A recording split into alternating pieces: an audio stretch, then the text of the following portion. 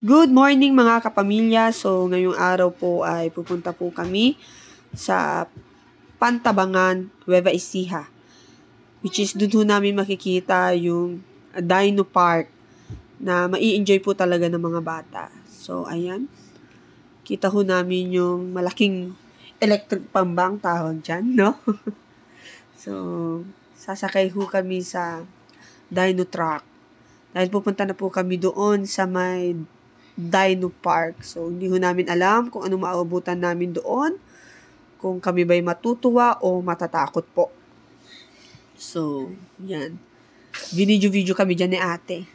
No, para at least meron po kaming remembrance dyan po sa Dino Truck na yan. Kung sakali man po kami kainin ng dinosaur. Char!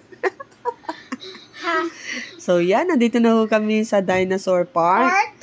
Yan. Kung titignan ninyo, gawa talaga sa mga machine yung mga dinosaur. Hindi? At parang totoo po ito.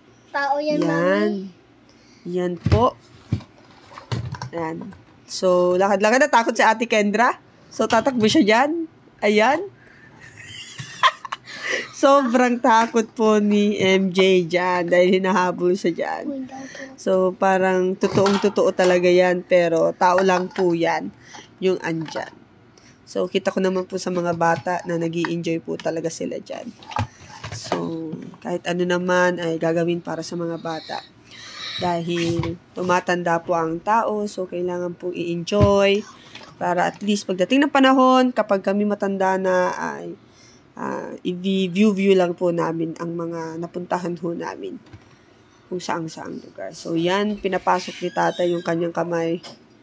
So, hindi bumuka. Pero nung mga bata niya, yan, kinain ho. Kinain yung kamay. Huwag ho nating kalimutang pasayahin ang mga bata dahil sa simpleng pasyal lamang po.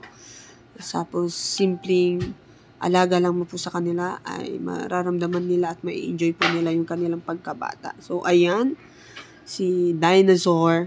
So, takot na takot sila, no, sa dinosaur na to, pero hindi naman po tumatakbo.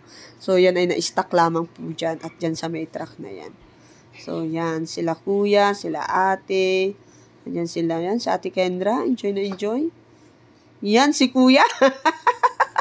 Enjoy na enjoy talaga dyan. Sigaw talaga ng sigaw. Akala mo kung totoo, hindi naman. At yan ang aking anak na si Mark.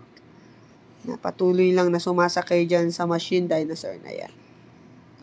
Yan lang po. Gawin po nating maging masaya lagi ang ating mga pamilya.